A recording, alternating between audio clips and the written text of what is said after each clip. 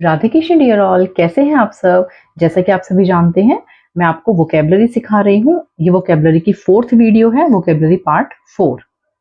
Examples देखते हैं। वह कल 20 साल का हो गया।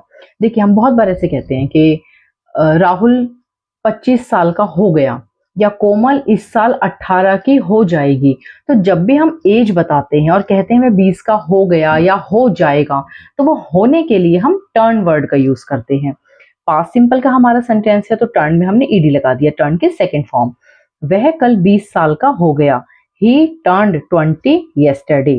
और अगर मुझे कहना है वह कल 20 साल का हो जाएगा फ्यूचर में, तो मैं कहूंगी he will turn 20 tomorrow. I hope ये वर्ड आपको क्लियर है। बहुत बच्चे इसको बनाने में कंफ्यूज हो जाते हैं, लेकिन जब भी हम एज में होना वर्ड यूज करते हैं तो हम टर्न का यूज करते हैं। नेक्स्ट एग्जांपल देखते हैं। इस शहर में कई बार बाढ़ आई है। बाढ़ आने को हम इंग्लिश में फ्लड कहते हैं। This city has flooded many times. बेटा, मैं जो आपको वोकेबलरी सिखा रही हूँ, मैं आपको सेंटेंसेस में यूज करना सिखा रही हूँ। मैंने आपको कोई सिंपल वर्ड्स नहीं दिए हैं, मैंने आपको उन वर्ड्स को एग्जाम्पल्स में रख के सिखाया है। तो आप इस चीज का ध्यान रखेंगे कि हमारा सेंटेंस जिस भी टेंस, मॉडल या स्पोकन स्ट्रक्चर में है, उस रूल के अकॉर्डिंग हम अपने जो है वर्ड्स को यूज कर रहे हैं। जैसे बाढ़ आई है, प्रेजेंट परफेक्ट का हमारा सेंटेंस है, तो जिस सिटी के बाद हमने हैज लगाया, बाढ़ जो फ्लड है इसकी थर्ड फॉर्म फ्लडेड करा, उसके बाद हमने नेक्स्ट अपना ऑब्जेक्ट रख दिया है। मोबाइल की डिमांड कम हुई है। The demand for mobile phones has fallen. आप फॉल भी कह सकते हैं, आप डिक्रीज भी कह सकते हैं। थर्ड फॉर्म डिक्रीज लिखनी है तो आप डिक्रीज लिखेंगे। The demand for mobile phones has fallen. आपने कमीज उल्टी क्यों पहनी। उल्टी क्यों पहनी। देखते हैं आप कई बार जो आपकी टी शर्ट है या शर्ट है, कई बार गलती से बच्चे उल्टी पहन लेते हैं, है ना। उल्टी मीन्स उसकी सिलाई वाला हिस्सा बाहर की तरफ आता है, तो उसे हम इनसाइड आउट कहते हैं। तो why are you wearing your shirt inside out. Why are you wearing your shirt inside out. आपके जूते की लेस खुल गई है।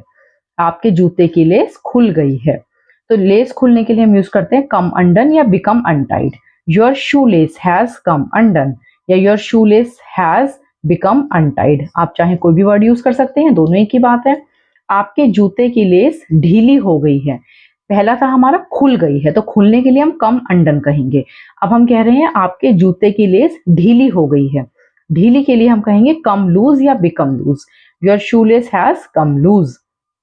आपके जूते की लेस खुली हुई है। देखिए, तीनों वर्ड अलग हैं।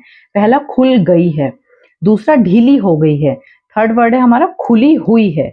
तो खुली हुई के लिए हम इज या आर पर बनाएंगे। इज अगर एक लेस खुली है और दोनों खुली है तो आर। उसके बाद अंडन या untied. Your shoelace is untied या your shoelaces are untied अगर दोनों खुली हैं तो। नेक्स्ट हम एग्जाम्पल देखते हैं। बहुत सारे लोग आग बुझाने की कोशिश कर रहे थे। आग बुझाने को हम इंग्लिश में पुट आउट फायर कहते हैं। पास्ट कॉन्टिन्यूस का हमारा सेंटेंस है। चलिए हम इसके ट्रांसलेशन देखते हैं। A lot of people were trying to put out the fire. A lot of people were trying to put out the fire. एक दो दिन में बुखार उतर जाएगा। जैसे कि किसी को बुखार हुआ, डॉक्टर के गया, डॉक्टर ने कहा आप ये दवाई लो, एक दो दिन में बुखार उतर जाएगा। तो उतर जाने को हम इंग्लिश में गो डाउन कहेंगे। The fever will go down in a day or two. एक दो दिन में, in a day or two. The fever will go down in a day or two. सर्दियों में अंधेरा जल्दी हो जाता है। सर्दियों में अंधेरा जल्दी हो जाता है। It gets dark early in winter या darkness falls early in winter. आप जैसे चाहें वैसे बना सकते हैं। हम दोनों को भी वही लगता है। वही को हम इंग्लिश में द सेम कहते हैं। We both feel the same. जैसा आप कह रहे हैं मुझे भी वही पेन चाहिए। I also want the same pen. तो वही मतलब द सेम। ये गाड़ियां डीजल पर चलती हैं। डीजल पर चलना, run on diesel. These cars run on diesel. वह हमेशा जल्दी में दिखता है। वह हमेशा जल्दी में दिखता है। ही ऑलवेज लुक्स इन अ हरी या फिर लुक रश्ड या लुक हरिड। आप जैसे चाहें तीनों में से किसी भी वर्ड का यूज कर सकते हैं। मैंने लुक इन अ हरी का यूज किया है। नेक्स्ट एग्जाम्पल देखते हैं। हर 17 सेकंड में अमेरिका में एक हिंसक अपराध होता है। A violent crime takes place in America every 17 seconds. एक हिंसक अपराध होना, a violent crime takes place. अक्लमंद व्यक्ति दूसरों के अनुभव से सीखता है। अक्लमंद व्यक्ति को, होशियार व्यक्ति को, इंटेलिजेंट व्यक्ति को हम इंग्लिश में अ वाइज पर्सन कहते हैं। A wise person learns from the experiences of others. I hope जो वर्ड्स मैंने आपको सिखाए हैं वो आपको क्लियर हैं, लेकिन फिर भी अगर कहीं आपको कोई प्रॉब्लम आती है तो प्लीज आप कमेंट कीजिएगा। मैं कोशिश करूंगी आपके कमेंट्स का जवाब देने की। Thank you so much.